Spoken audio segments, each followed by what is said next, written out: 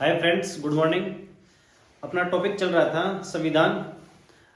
संविधान का पहला भाग अपन ने पढ़ लिया था। आज अपन पढ़ेंगे उस संविधान का सेकंड पार्ट। पहले पार्ट में अपन बात कर रहे थे जिसमें ये लिखा हुआ था कि भारत देश के बारे में बताया गया है, उसके राज्यों के बारे में बताया गया है, कौन कौन से राज्य को अपन जोड़ सकते हैं, कौन कौन से को नहीं जोड़ सकते, उनका नामकरण चेंज कर सकते हैं नहीं कर सकते। आज अपन बात करेंगे भाग 2 की। और भाग 2 जो है उसमें बताया गया है नागरिकता के बारे में। मतलब भाग 2 में बताया गया है कि कौन भारत में रह सकता है, कौन भारत का नागरिक है, कौन भारत का नागरिक नहीं है, किस किस को भारत की नागरिकता मिल सकती है। नागरिकता का मतलब जैसे अपने पास में कोई व्यक्ति है वो भारत का नागरिक है तो उसको भारत में जितने भी गवर्नमेंट की जो स्कीम्स है उनका उसको लाभ मिल सकता है। अगर वो भारत का नागरिक नहीं है तो उसको वो लाभ नहीं मिलेगा। उसके साथ साथ वो भारत में जैसे वोट डाल सकता है। अगर वो भारत का नागरिक नहीं है तो वो भारत का में कोई सी भी चुनाव के अंदर वोट नहीं डाल सकता। तो जो भारत किस किस को भारत की नागरिकता मिलेगी, कैसे मिल सकती है, कैसे नहीं मिल सकती। और जब 1947 के बाद में भारत देश जब आजाद हुआ तो उस समय कौन कौन सी कंडीशंस थी कि भारत की नागरिकता प्राप्त कर सकता है कोई। तो आज अपन इसके बारे में बात करेंगे और भाग 2 में इसके बारे में ही बताया गया है। भाग 2 के अंदर जो अनुच्छेद है वो अनुच्छेद 5 से लेकर 11 तक है। और 5 से लेकर 11 तक है। अपन अनुच्छेद की बात तो बाद में करेंगे। पहले अपन ये देखते हैं कि भारत की जो नागरिकता है वो कौन प्राप्त कर सकता है या भारत में किस किस को कैसे कैसे नागरिकता प्राप्त हुई है। तो आज अपन बात करते हैं सबसे पहले एक बार नागरिकता के बारे में कि भारत की नागरिकता कैसे प्राप्त होती है। स्टार्टिंग के अंदर भारतीय नागरिकता अधिनियम प्राप्त लाया। स्टार्टिंग में भारतीय नागरिकता अधिनियम 1955 आया। स्टार्टिंग में 26 जनवरी 1950 को भारत का संविधान लागू हुआ, अपन को पता है। उसके बाद में भारतीय नागरिकता अधिनियम आया 1955 में। इस भारतीय नागरिकता अधिनियम 1955 के बाद में बहुत से संविधान संशोधन हुए। क्योंकि अपन मान लो अगर कोई भी ऑथर अगर कोई बुक अगर कोई छापता है या उसको पब्लिश करता है तो उसका जब फर्स्ट एडिशन आता है तो उसमें बहुत सी गलतियां होती है। तो उसके बाद में जितने जितने जैसे जैसे एडिशन चेंज होंगे, आगे परिवर्तित होंगे, तो उसमें वो गलतियों को सुधारता जाएगा। उसी प्रकार से भारत में जो भारत का संविधान लागू हुआ 1950 में, तो उसके बाद में उसमें क्या क्या खामियां आई, कौन कौन सी उसमें कमियां थी, उनको उसमें एक ऑप्शन रखा गया कि आप इस संविधान को आप चेंज भी कर सकते हैं, हल्का सा उसमें संशोधन कर सकते हैं। तो उसमें जैसे जैसे आवश्यकता पड़ी वैसे वैसे संसद की और राष्ट्रपति की अनुमति के साथ साथ उसमें संशोधन अपन करते गए। तो उसी के अनुसार ही जो नागरिकता अधिनियम 1955 आया उसके बाद में भी अपने इसमें जैसे जैसे जहां जहां खामियां थी उसको संशोधित किया गया। तो स्टार्टिंग के अंदर सबसे पहले जो संशोधित किया गया वो 1986 में किया गया। उसके बाद में 1992 में, फिर 2003 में, फिर 2005 में, और उसके बाद 2015 में और 2019 में। ये इस नागरिकता अधिनियम के अंदर जो भी संशोधन किए गए वो इसी साल में किए गए। अब देखो कब कब क्या क्या हुआ। तो जो पहला पॉइंट, जिस पॉइंट के आधार पर अपन को नागरिकता प्राप्त हुई है या जिस प्रकार से अपन को नागरिकता प्राप्त होती है, तो पहला जो पॉइंट है वो है जन्म के आधार पर। जन्म के आधार पर देखो नागरिकता कैसे प्राप्त हुई। जब 1947 में इंडिया आजाद हुआ उसके बाद अगर किसी भी व्यक्ति का भारत में जो रह रहे हैं वो तो नागरिक है ही, उसके बाद में अगर कोई भी व्यक्ति किसी भी बच्चे का अगर भारत में जन्म हुआ है तो वो भारत का नागरिक होगा। तो कहने का मतलब यह हुआ कि अगर कोई भी महिला अगर मान लो कहीं कोई से भी देश में प्रेग्नेंट है और उसके बाद में अगर वो बच्चे का जन्म भारत देश में अगर उसका हो जाता है तो उस बच्चे को भारतीय संविधान के अनुसार उसको भारत की नागरिकता मिल सकती है। अब इसका बहुत सा दुरुपयोग हुआ। बहुत सी जैसे मान लो पाकिस्तान के अंदर बहुत सी महिलाएं हैं वो प्रेग्नेंट हो गई, वो भारत के अंदर आ गई और आते ही अगर किसी संतान को जन्म दे दिया तो वो भारत का नागरिक हो गया और उसको ऑटोमेटिकली भारत देश के संविधान के अनुसार उसको नागरिकता मिल गई। ये जो सिस्टम था ये बहुत सालों तक चला और 1986 के अंदर जाकर भारतीयों को ये पता चला कि वास्तव में इस जो कानून है, ऐसा जो संविधान है, उस संविधान के जो नियम है उसके अनुसार दुरुपयोग हो रहा है और भारत की पॉपुलेशन बहुत ज्यादा बढ़ रही है। और भारत में जैसे मान लो पाकिस्तान ही नहीं, बहुत से ऐसे देशों के नागरिक भी हैं जो यहाँ इंडिया के अंदर आए, बहुत सी महिलाएं यहाँ आई इंडिया में, और उन्होंने अगर किसी बच्चे को यहाँ जन्म दे दिया तो उसको भारत की नागरिकता मिल जाएगी। तो इसका संशोधन किया गया सर्वप्रथम 1986 में, और इसके तहत एक नियम निकाला गया कि बच्चे के जन्म से पहले या तो उसका कोई भी गार्जियन, मतलब माता या पिता, इन दोनों में से वो भारत का नागरिक होना चाहिए। माता या पिता में से एक भारत का नागरिक होना चाहिए, तो ही उस बच्चे को भारत की नागरिकता मिलेगी, अन्यथा भारत की नागरिकता नहीं मिलेगी। तो इसके अंदर देखो थोड़ा सा वास्तव में अच्छा किया, संशोधन किया, कुछ तो हुआ फायदा। पहले तो कोई से भी देश की कोई भी महिला अगर प्रेग्नेंट है, वो भारत में अगर किसी बच्चे को जन्म दे दी तो वो बच्चा भारत का नागरिक कहलाएगा। तो ये तो था जन्म के आधार पर भारतीयों को नागरिकता कैसे मिले। तो 1947 के समय में जो भारत में रह रहे थे लोग, और जो रह रहे थे उनको तो भारतीय नागरिकता थी, ये है उसके बाद में अगर जैसे मान लो भारत की नागरिकता कैसे प्राप्त हो जाए। और ये एक चीज याद रखेंगे आप, भारत की जो नागरिकता है वो एकल है। बहुत से देशों के अंदर ये एकल नहीं है, द्वितीयक है, मतलब दो नागरिकता प्राप्त कर सकता है कोई भी व्यक्ति। अभी इसके तहत जैसे अक्षय कुमार है फिल्म स्टार, उसकी पहले भारत का नागरिक ही था, लेकिन वो जब कनाडा की अगर नागरिकता ले लिए तो उसके बाद भारतीय नागरिकता समाप्त हो गई उनकी। अब वो कनाडा के ही नागरिक हैं, भारत के नागरिक नहीं है। तो भारत की जो नागरिकता है वो एकल नागरिकता है। जैसे अमेरिका है, दोहरी नागरिकता है अमेरिका की भी, वहां भी कोई भी व्यक्ति दो देशों की नागरिकता ग्रहण कर सकता है। तो अपन ने पहले तो हो गया जन्म के आधार पर। दूसरा जो पॉइंट है उस पॉइंट के बारे में अपन चर्चा करते हैं कि दूसरा जो पॉइंट है वो वंश परंपरा के अनुसार।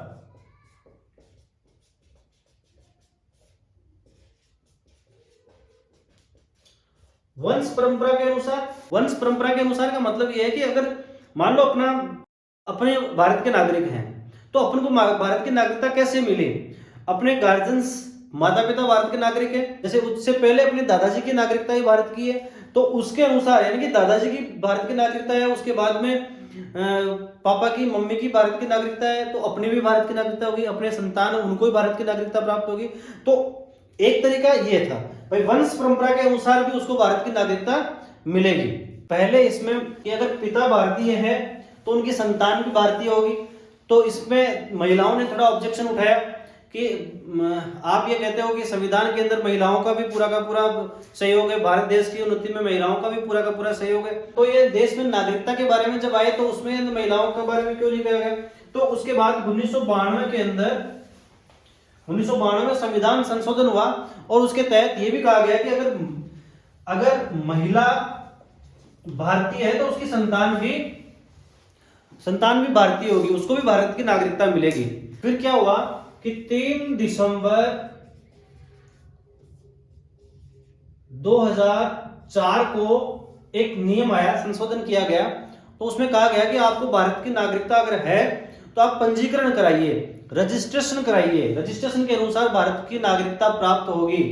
तो उसके बाद में पंजीकरण करवा के ही भारत की नागरिकता प्राप्त हुई। तो अपन तीसरे पॉइंट के ऊपर बात करते हैं कि पंजीकरण के आधार पर, पंजीकरण मतलब बाय रजिस्ट्रेशन,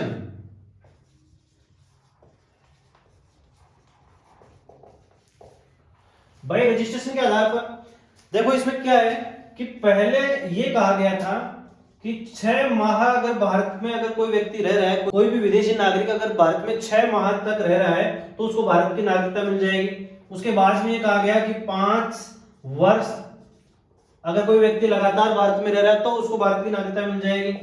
फिर उसके बाद में आज वर्तमान में 7 वर्ष है कि 7 वर्ष तक अगर कोई व्यक्ति भारत में रह रहा है तो उसको भारत की नागरिकता मिल जाएगी।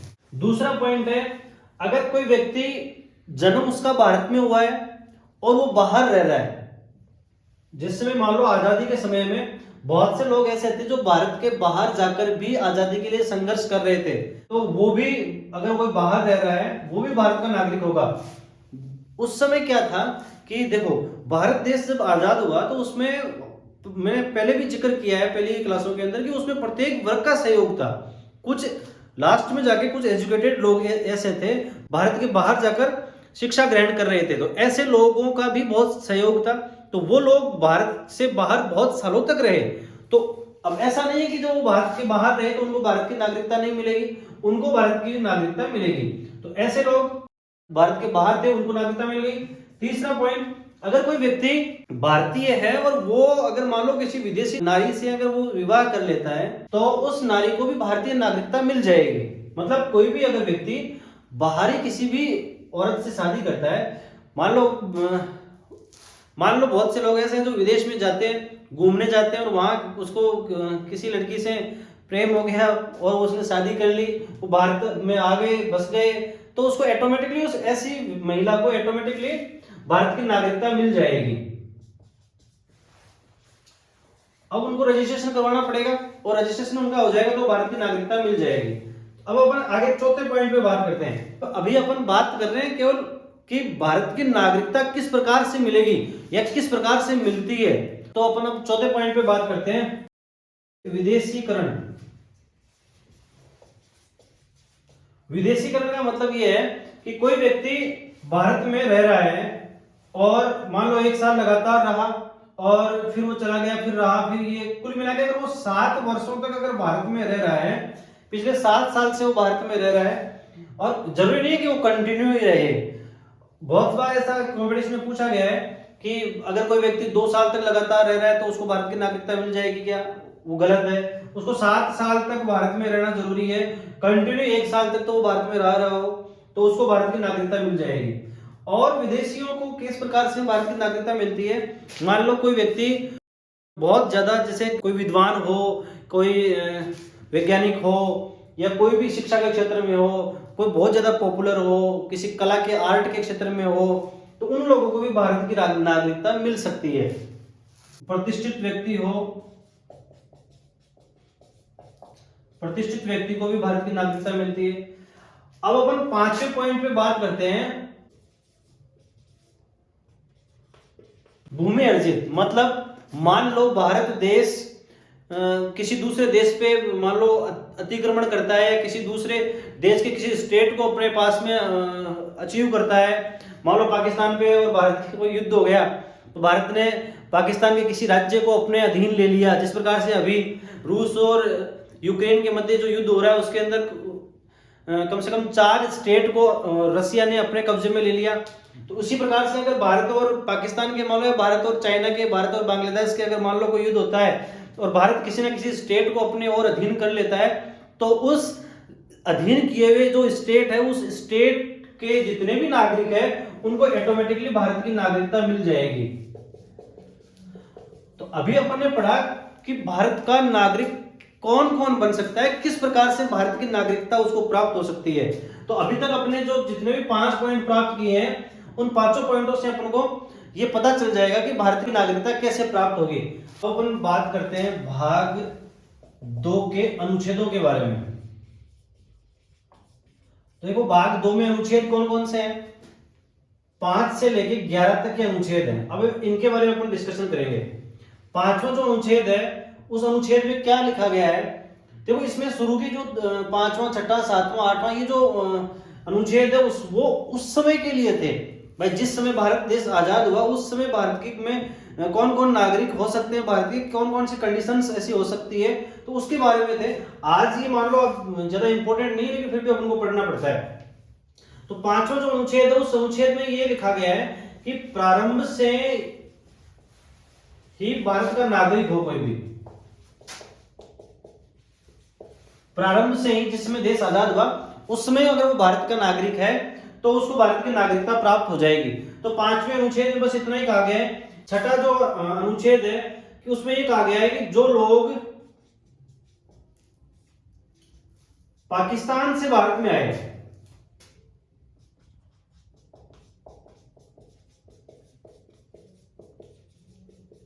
मतलब एक डेट फिक्स की गई थी 19 जुलाई 1948। मतलब 19 देखो 15 अगस्त 1947 को भारत देश आजाद हुआ और 19 जुलाई 1948 को तक जो लोग भारत में आ गए उनको भारत की नागरिकता प्राप्त थी, और जो लोग भारत से चले गए जो लोग भारत से चले गए पाकिस्तान में, उन लोगों की भारत से नागरिकता खत्म हो गई, और जो 19 जुलाई 1948 तक भारत में आ गए, उन सभी लोगों को भारत की नागरिकता प्राप्त हो गई। तो छठे अनुच्छेद में बस इतना ही कहा गया है कि जो लोग पाकिस्तान से भारत में आए उनको भारत की नागरिकता प्राप्त हो गई।